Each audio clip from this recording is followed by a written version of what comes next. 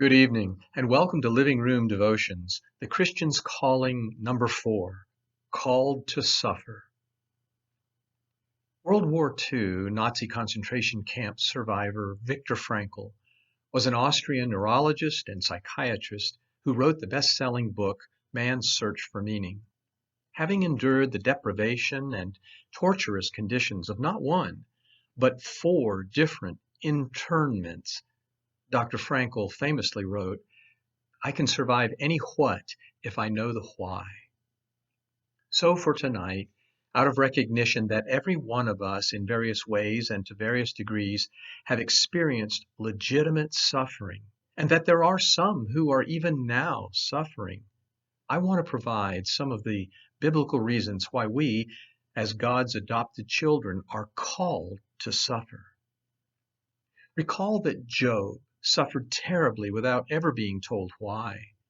We know from our behind the scenes look that God used Job's suffering to testify to Satan and to the heavenly host and to us that God was more valuable to Job than his possessions, more than his children, and more than his own health.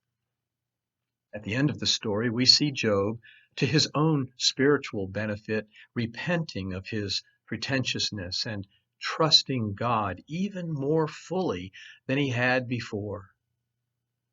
In the book of Ruth, we see Naomi suffering from a famine in Judah, whereupon she and her husband felt compelled to move to Moab, and then suffered terribly from the loss of her husband, and then her 2 sons, and with them her loss of survival and the obliteration of her family name.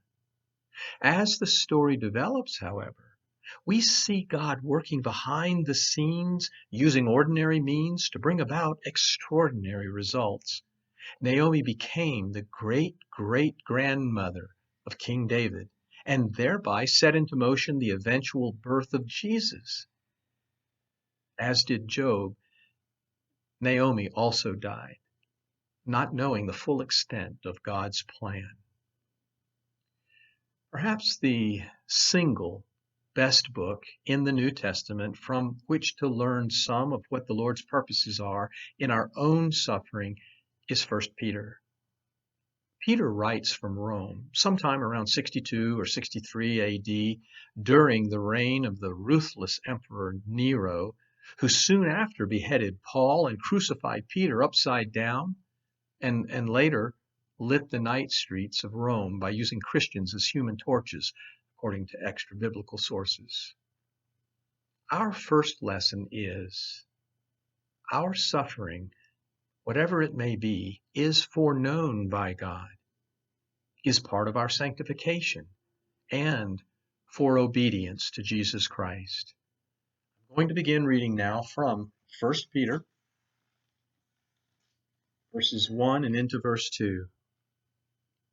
Peter, an apostle of Jesus Christ, to those who are elect exiles of the dispersion in Pontus, Galatia, Cappadocia, Asia, and Bithynia, according to the foreknowledge of God the Father, in the sanctification of the Spirit, for obedience to Jesus Christ.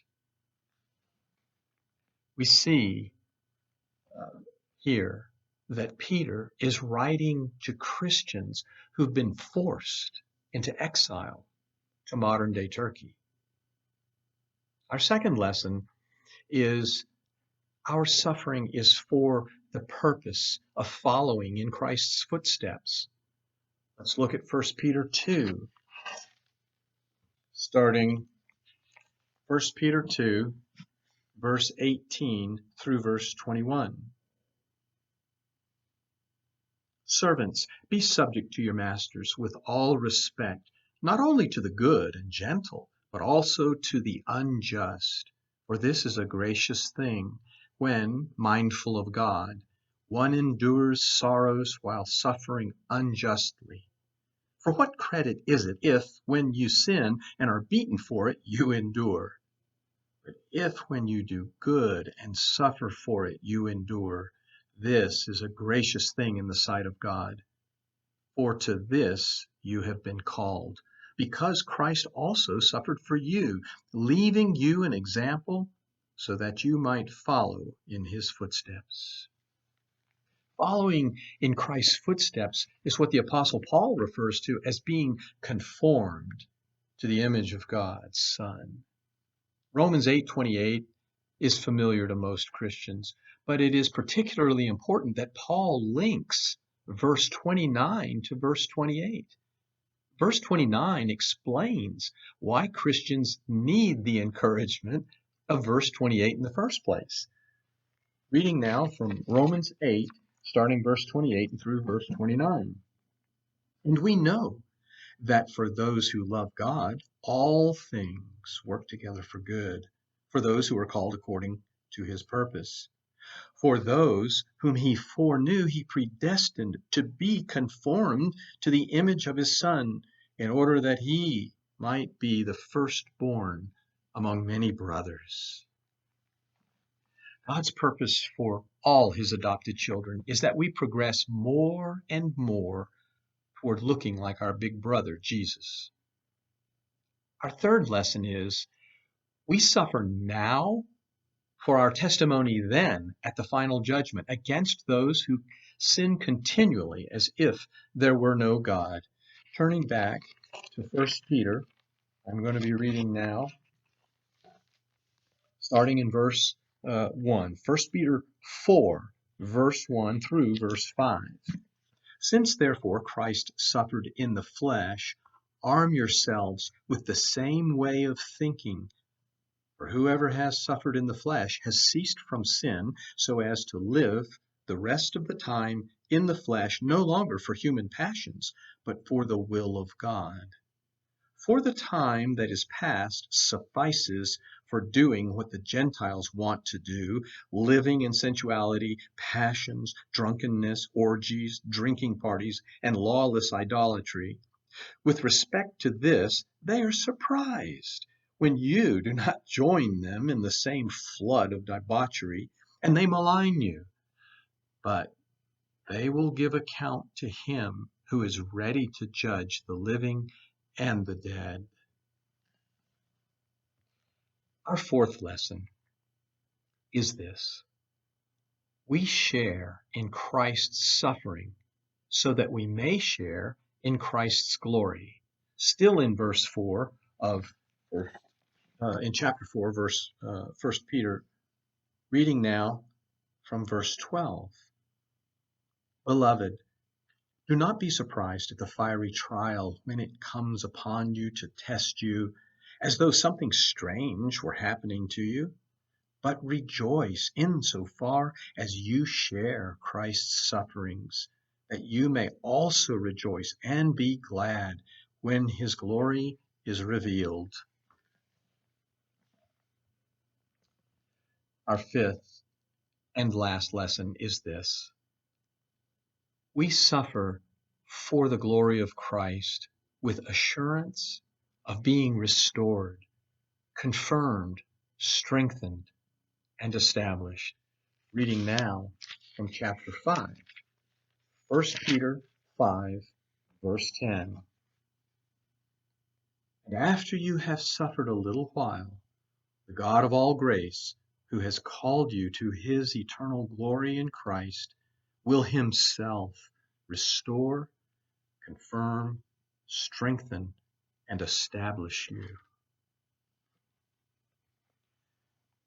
I feel confident that it was with this knowledge and the hope that it brought that prominent Chicago lawyer and Presbyterian elder Horatio Spafford endured some of the worst kind of Job-like suffering in the modern era.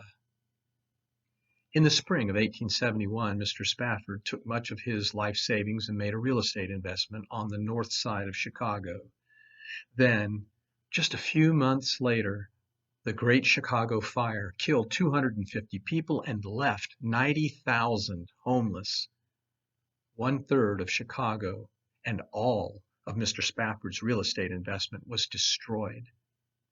After working tirelessly for 2 years, helping Chicago victims recover, the Spaffords and their 4 young daughters began a well-deserved vacation to Europe, hoping to join their friend and supported evangelist D.L. Moody, who was preaching in England. Arriving in New York, Spafford was recalled to Chicago on business. Having come this far, he decided to send his wife and 4 young daughters ahead and join them later in England.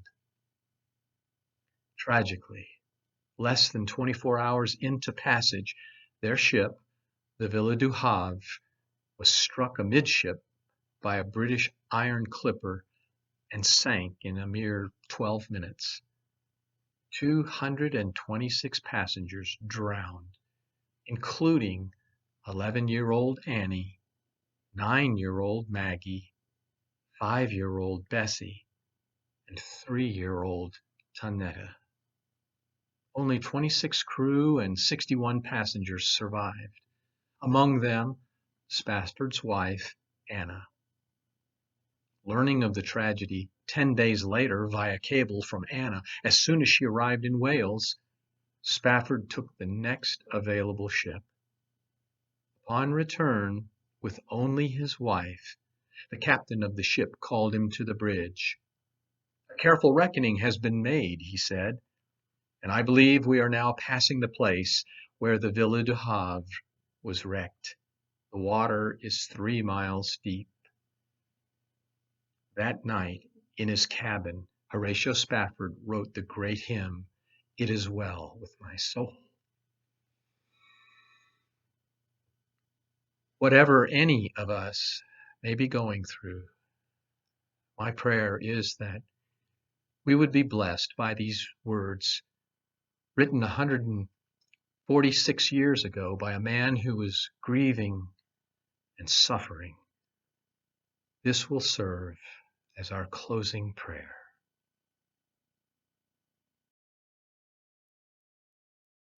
When peace like a river attendeth my way, when sorrows like sea billows roll, whatever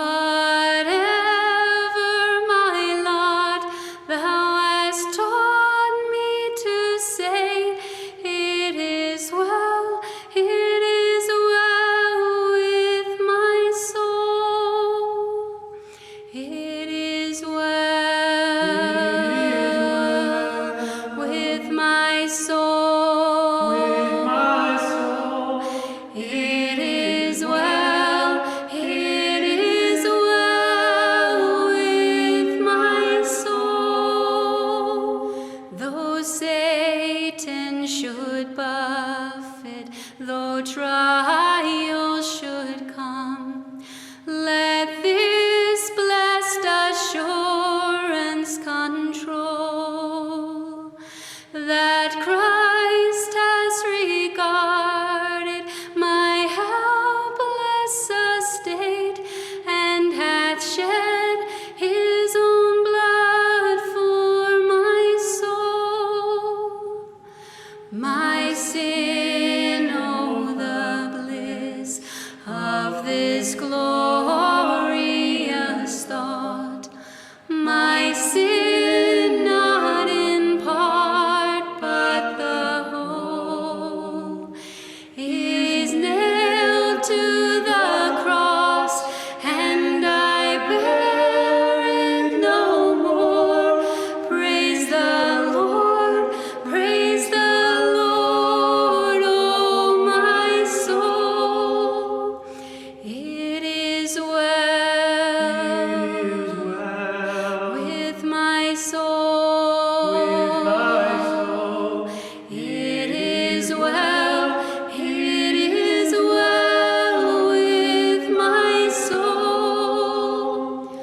O Lord, haste the day when my faith shall be sight, the clouds be rolled back as a scroll, the